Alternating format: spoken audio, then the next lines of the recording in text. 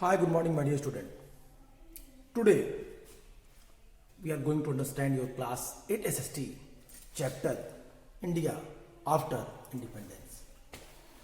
My dear student, as you know that near about we have completed your this chapter, all the topics, all the paragraphs which we studied, and we discuss about the partition.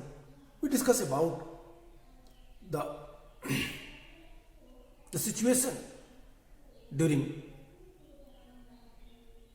1947 and after.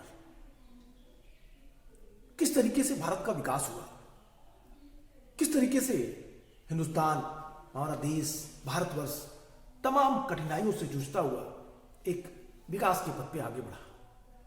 A lot of difficulties front of India. And Indian leader, they did very hard work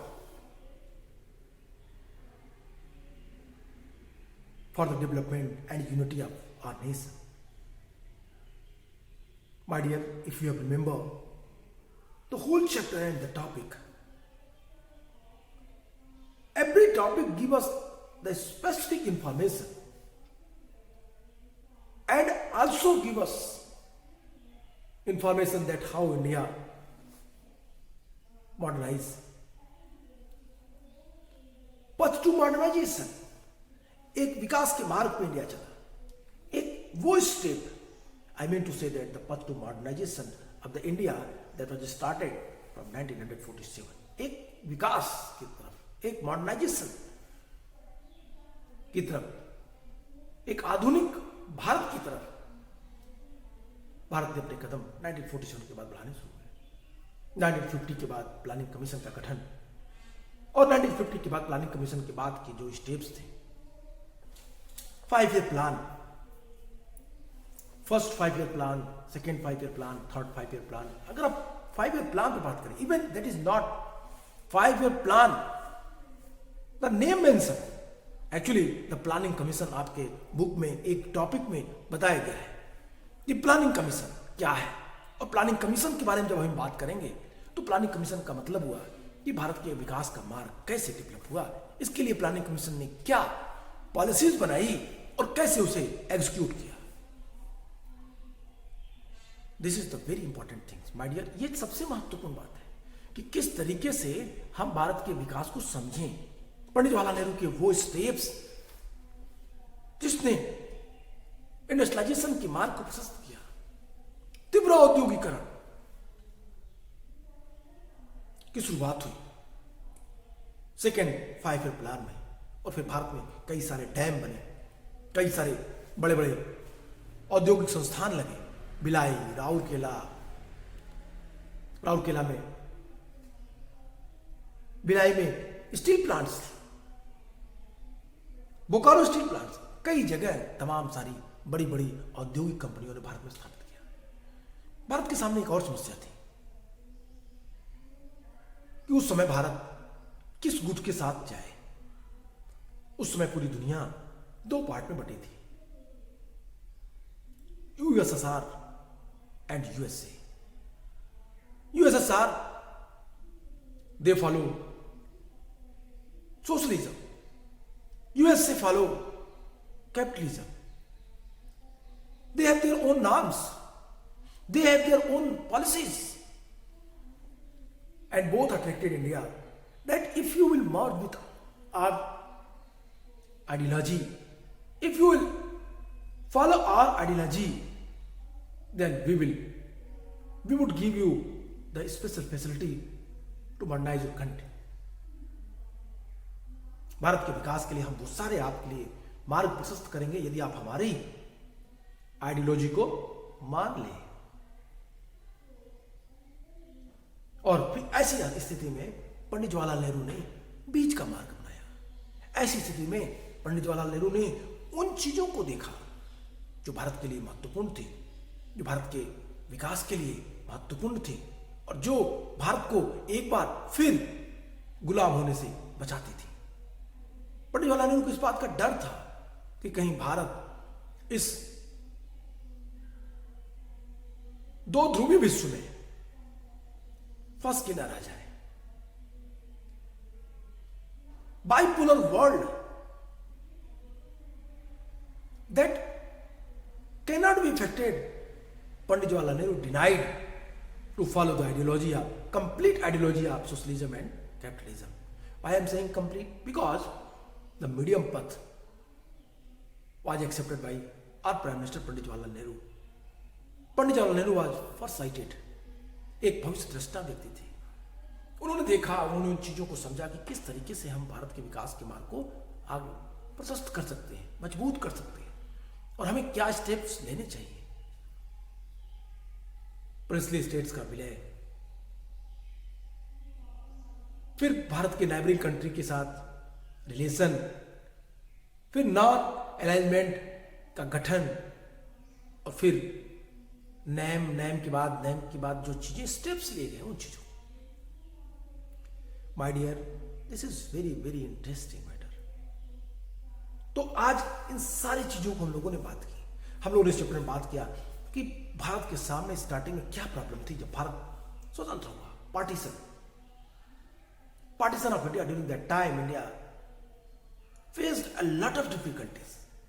Again I am saying that the refugee problem, again I am saying the princely states problem, again I am saying the problem of the major population, problem of the different religion, different sects, different culture, language, class, caste, creed,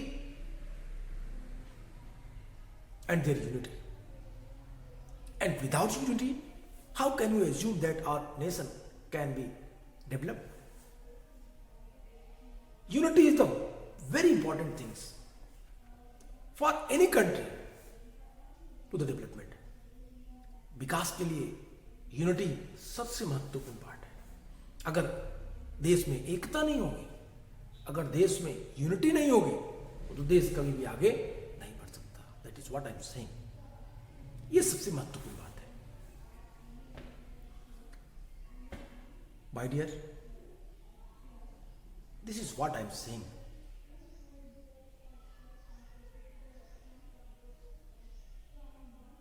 अब चलिए हम इस chapter को summarise करते हैं। Chapter हमने complete कर दिया। इस चैप्टर को समराइज करते हैं कि हम लोगों ने क्या क्या पढ़ा। हमने first topic a new and divided nation. First topic हमारा था आ न्यू एंड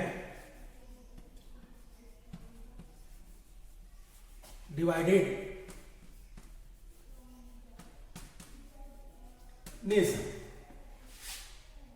इस टॉपिक में हम लोगों ने पढ़ा था कि जब भारत स्वतंत्र हुआ तो भारत एक देश के रूप में स्वतंत्र नहीं हुआ। भारत के गांधी जी का स्वप्न कि भारत एक हिंदू मुस्लिम यूनिटी के आधार पर एक विशाल देश बनेगा। लेकिन स्वतंत्रता के बाद 15 अगस्त 1947 का दिन भारत की स्वतंत्रता का था और 14 अगस्त 1947 का दिन भारत से ही निकला हुआ एक पार्ट कम्युनल आधार पे, धर्म के आधार पे भारत का दूसरा हिस्सा एक सेपरेट नेशन के रूप में पाकिस्तान बना। My dear, that is what I am saying.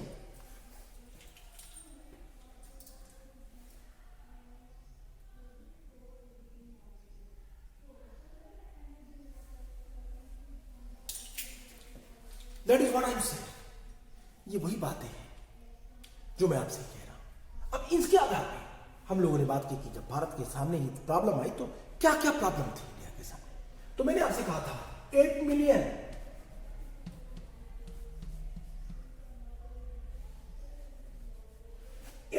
Refugee,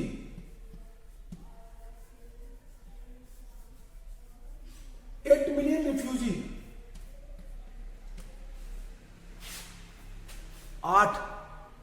80 lakh लोग, 8 million refugees they migrated from इधर टू इधर, India to Pakistan. My dear, partition gives us a lot of miserable condition. एक दयनीय स्थिति हमें दी, बहुत ज्यादा दयनीय स्थिति. That was the crucial condition for the India. I hope कि आप इन चीजों को समझ रहे होंगे. मैंने आपसे कहा कि 1947, in August 1947, that was a time when India became independent, when India became free from Britishers, when India became newborn country. But not only one India. India divided into two parts, India and Pakistan. And the problems suddenly stand in front of us. Not only India but also Pakistan. The problem, refugee problem. 8 million, it means 80 lakh लोग जो refugee थे वो एक जगह से दूसरी जगह और उधर से इधर दोनों तरफ आने का. इनके लिए एक बड़ी प्रॉब्लम थी हमारे देश के सामने कि refugee had come into country from what was now Pakistan, and these people had to be found homes and job. Then there was the problem of the next problem, princely states. लेकिन अब इनके लिए क्या चाहिए था? Refugee के लिए सबसे जरूरी चीज थी job plus home, stability. 8 million जनसंख्या को, 8 मिलियन लोगों को, 80 लाख लोगों को जॉब देना या उनके लिए एक हेल्दी इन्वायरमेंट क्रिएट करना, उनके लिए घर की व्यवस्था करना, किसी भी एक नव स्वतंत्र देश, एक न्यू इंडिपेंडेंट कंट्री के लिए एक बड़ी प्रॉब्लम थी. इंडिया के सामने आज थी. साथ ही साथ भारत के सामने एक दूसरी प्रॉब्लम थी. The second problem the front of India. Bharat के सामने सेकेंड प्रॉब्लम जो थी वो था प्रिंसली स्टेट का. Second problem princely state.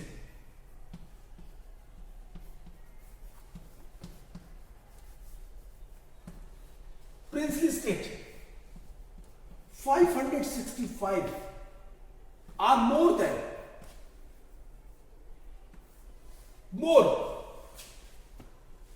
Officially 565 princely state की मैं बात कर रहा हूं. कहता इससे भी ज्यादा, सिर्फ 565 प्रिंसली स्टेट्स नहीं बल्कि इनसे भी ज्यादा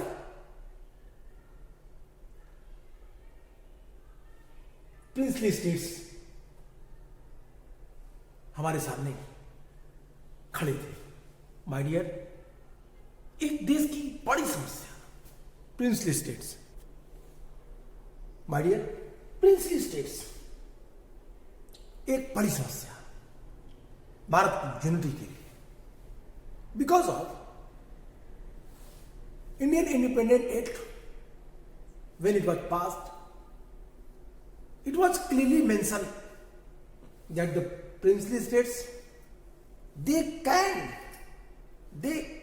treated himself as a independent country after our freedom or India, I mean to say that कि हमारे देश की स्वतंत्रता के बाद. What I'm saying कि जब भारत शासन अधिनियम पारित किया गया था 1958 की, तो उस समय एक बॉन्डिंग हुई थी.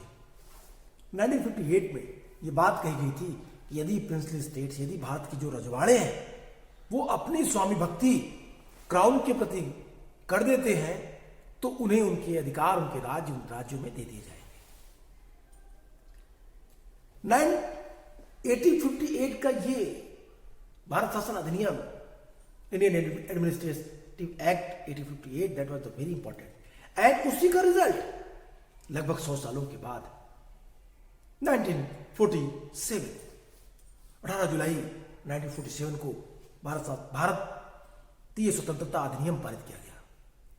और इस अधिनियम में यह कहा गया कि प्रिंसली स्टेट्स भारत की स्वतंत्रता के बाद यदि चाहें तो स्वतंत्र रह सकते हैं, या यदि वो चाहें तो भारत के या पाकिस्तान के साथ अपने को मर्ज कर सकते हैं। अब ये स्टेटमेंट की वो स्वतंत्र देश के रूप में रह सकते हैं, ये सारे प्रिंसली स्टेट्स के मन में इस भावना को क्रिएट कर रही थी कि अब अंग्रेज भारत से चले जाएंगे और हम एक स्वतंत्र देश के रूप में अपनी संप्रभुता स्थापित कर लेंगे। We establish himself as a what the separate nation, separate state. That is what I am saying my dear. ये महत्वपूर्ण बात थी कि अब प्रिंसली स्टेट ये कह रहे थे कि हम अपने को एक स्वतंत्र राष्ट्र के रूप में स्थापित कर लेंगे जो भारत या पाकिस्तान दोनों में नहीं रहेगा। और ये हमारे देश के सामने एक बड़ी समस्या थी। It was not 1 2 3 princely state, more than 565, 565 princely state थे। इसमें सबसे बड़ा प्रिंसली स्टेट था हैदराबाद।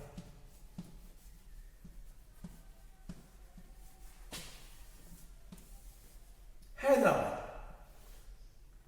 जो डिस्प्यूटेड प्रिंसली स्टेट थे, वल्लभ भाई पटेल ने लगभग भारत की स्वतंत्रता के समय तक, या ऐसे कहें कि 1950 के पहले तक, 1950 ना कहें तो ज्यादा बेटर है क्योंकि 1949 तक विलय हो रहा है, 48 तक हैदराबाद और जूनागढ़ की रियासतें मिलाई गई, 48। तो हम कह रहे स्वतंत्रता के बाद 46 से स्टार्टिंग ये प्रोसेस 47 48 तक आते आते कंप्लीट हुई। प्रिंसली स्टेट्स भारत के पार्ट बनना शुरू हो चुके थे। इन सारे प्रिंसली स्टेट्स में 3 बड़े प्रिंसली स्टेट थे जो ज्यादा प्रॉब्लम क्रिएट किए नेशनलिस्ट लीडरों के सामने, नेशनलिस्ट लीडर के सामने। और ये नेशनलिस्ट लीडर आपको याद होगा, ये iron man of India. Who called iron man of India? I hope कि आप बता सकते हैं। Okay, that's very good. Iron man, लौह पुरुष वल्लभ भाई पटेल। क्यों कहते हैं उन्हें लौह पुरुष? क्योंकि उन्होंने भारत को एकीकृत करने में, भारत को यूनाइट करने में, इंटीग्रेशन ऑफ प्रिंसली स्टेट्स में they played very important role. उन्होंने 565 रियासतों को या इनसे ज्यादा रियासतों को भारत में मर्ज कराया। हैदराबाद, जूनागढ़,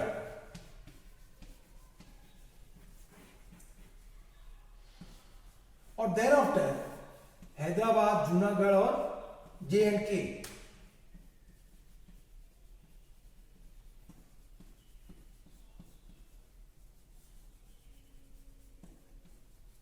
जम्मू एंड कश्मीर, ये 3 बड़ी रियासतें थी जो भारत में सबसे लास्ट में मिली। तो इन चीजों पे हम लोगों ने चर्चा की, प्रिंसली स्टेट के बारे में बात किया। ये हमारी सेकेंड प्रॉब्लम थी जब भारत स्वतंत्र हुआ था नेशनलिस्ट लीडरों के सामने। अब हमारी थर्ड प्रॉब्लम क्या थी? थर्ड प्रॉब्लम थी हमारे देश के सामने मेजर पॉपुलेशन।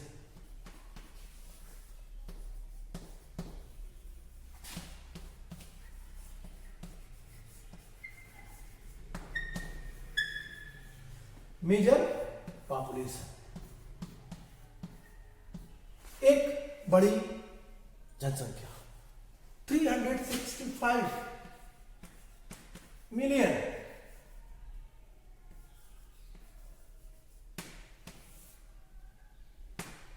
एक बड़ा है 365 मिलियन, करीब करीब 36.5 करोड़, 37 करोड़ जनसंख्या थी भारत की जब भारत स्वतंत्र हुआ था। और इतनी बड़ी जनसंख्या में सबसे बड़ी प्रॉब्लम हमारे सामने क्या थी कि our population divided in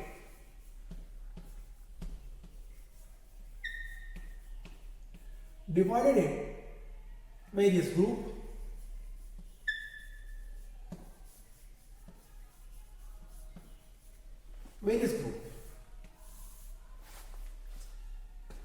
our population divided in various group, अलग अलग ग्रुप में भारत बटा, अलग अलग पार्ट में भारत टूटा। अब ये अलग अलग ग्रुप में बंटना मतलब अलग अलग जातियों में, धर्म में, मैंने आपसे कहा class, caste, religion, sect, creed, language, I think language, dress, culture, festival,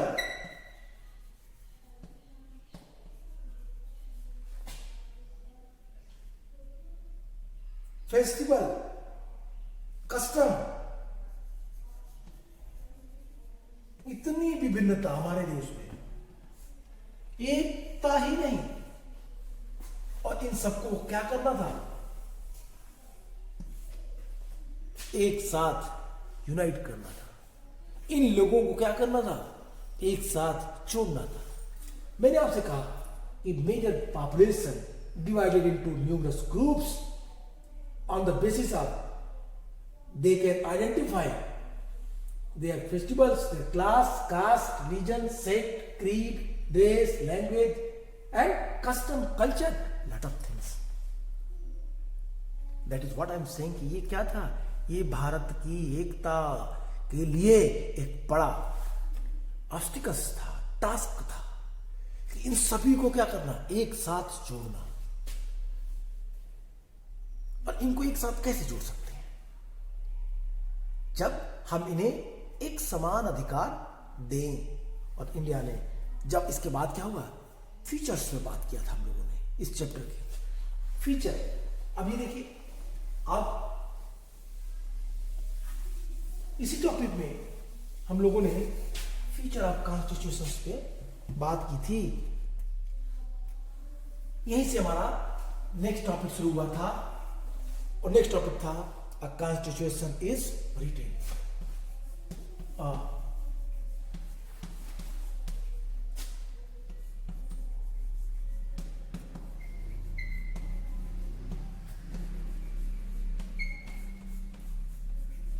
A constitution is written. Second point, constitution is written.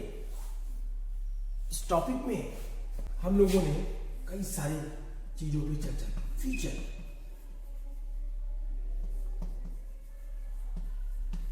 Feature of constitution,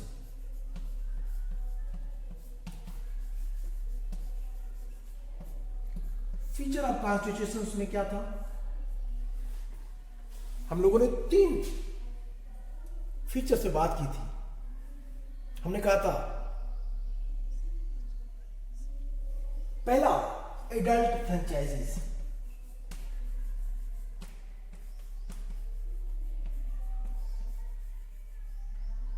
adult franchises. तो जो एडल्ट फ्रेंचाइजीज थी, एडल्ट फ्रेंचाइजीज मतलब क्या है? एडल्ट फ्रेंचाइजीज मतलब कि भारत के प्रत्येक 21 ईयर्स ओल्ड सिटीजन को बिना किसी भेदभाव के वोटिंग राइट्स दिए जाएंगे, वोटिंग राइट्स दिए जाएंगे। That is very interesting matter.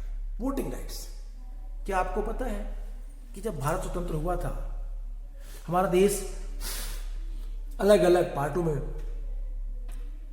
जब मर्ज होकर एक यूनाइटेड नेस, एक संयुक्त भारत के रूप में दिखाई दिया, तो हमारे देश के सामने जो मेजर पॉपुलेशन की प्रॉब्लम थी, जिस पे मैंने चर्चा की, इकोनॉमी आधार पे भी कोई ज्यादा धनी था, कोई कम, कोई एकदम गरीब था, बहुत ही डिस्क्रिमिनेशन थी। भारत की बड़ी जनसंख्या बिलो पॉवर्टी लाइन जीवन जी रही थी। तो ये सारी चीजें, ये सभी घटनाएं, इनका सॉल्यूशन कैसे निकाला जाए? तो कॉन्स्टिट्यूशन असेंबली ने कहा कि हम इन सब को equal voting rights and one vote has one value policy पे देंगे, और जिससे हमारे समाज में सभी लोग इक्वल हो जाएंगे, चाहे वो धनी हो, चाहे वो गरीब हो, चाहे वो हिंदू हो, चाहे वो मुसलमान हो, सिख हो, ईसाई हो, पारसी हो, जैन हो, कोई भी हो, किसी भी पंथ, किसी भी मजहब, किसी भी जाति, किसी भी धर्म, किसी भी प्रॉस्पेरिटी, धनी हो, गरीब हो, ऊंच हो, नीच हो, सभी वर्गों के लोग। That is what I am saying. Okay, तो मैंने आपसे कहा एडल्ट फ्रेंचाइजीज की बात की। एक एडल्ट फ्रेंचाइजीज, वयस्क मताधिकार, at the very fine word in Hindi, वयस्क, एडल्ट, जो जिसकी उम्र 21 ईयर्स हो, 21 साल। ये चीजें राजीव गांधी जी की गवर्नमेंट में 18 ईयर कर दी गई। कब? 1989 में। 1989, that was time when the age for adult franchises, which was set by our Constituent Assembly, that was क्या किया गया? बिलो कर दिया गया, नीचे कर दिया गया, और वो डेट कर दी गई 18 साल। अभी हमारे देश में क्या एज है वोटिंग की?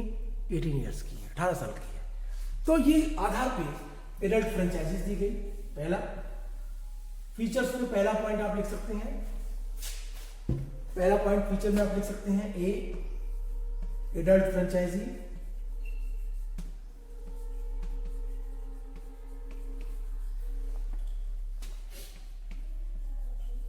सेकेंड पॉइंट क्या है? सेकेंड पॉइंट है इक्वलिटी बिफोर लॉ।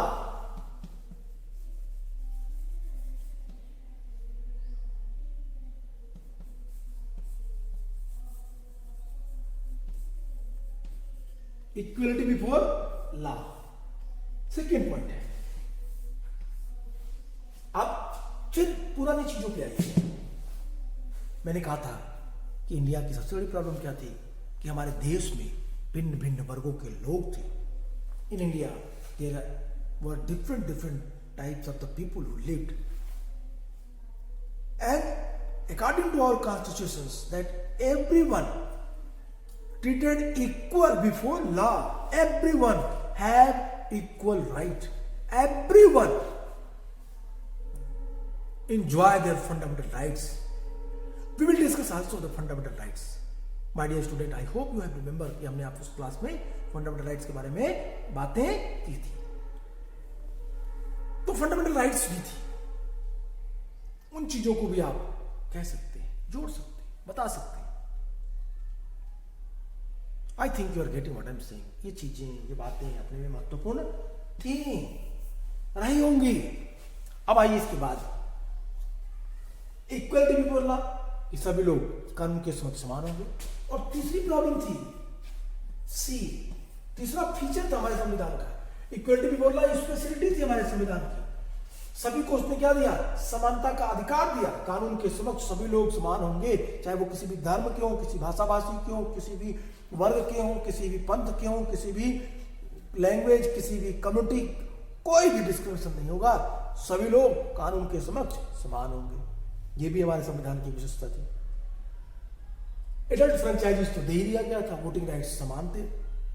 और तीसरा था कि स्पेशल प्रिविलेज किसके लिए?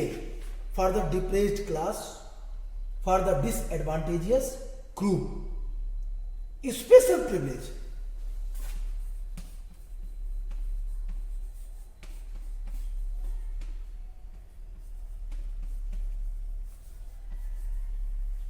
For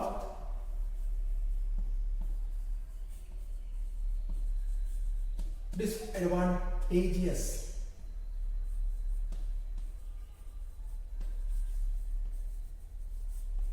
group.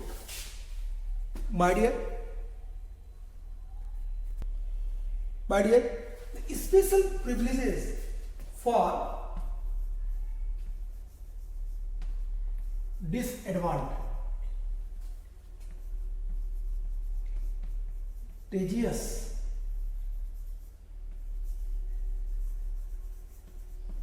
ग्रुप्स। तीसरा फीचर, संविधान में ऐसे लोगों को भी स्पेशल प्रिविलेज, कहता है special privileges for disadvantageous group. संविधान की हमारी तीसरी फीचर थी जिसपे हम लोगों ने चर्चा की। अब उन लोगों के लिए रिजर्वेशन सिस्टम की बात की गई जो लोग पिछड़े हो। हम लोगों ने बात की थी आपके इस चैप्टर को कंटिन्यू करते हुए कि किस तरीके से अजय खांडेकर ने इस बात को रखा, किस तरीके से B.R. अम्बेडकर ने अपनी बातों को रखा, किस तरीके से ऐसे वर्ग को, चाहे वो शेड्यूल कास्ट ट्राइब हो या शेड्यूल कास्ट हो, स्पेशली जो शेड्यूल कास्ट है उनके लिए संविधान ने कुछ स्पेशल प्रिविलेजेस दिए। They called depress class. My dear student, ये सारी चीजें हम लोगों ने चैप्टर में पढ़ी। हमने 5 ईयर प्लान भी बात की, हमने कॉन्स्टिट्यूशन के बाद जो लैंग्वेज डिस्प्यूट हुआ उस पर बात की, हमने स्टेट फ्रेम कैसे हुआ इन चीजों पर चर्चा की, किस तरीके से भाषा के आधार पर आंध्र प्रदेश पहला राज्य बना, इन चीजों पर चर्चा की और फिर हम लोगों ने इस पर निर्णय की। तो आज के लिए इतना ही, फिर मिलेंगे नेक्स्ट वीडियो में। Good bye and take care.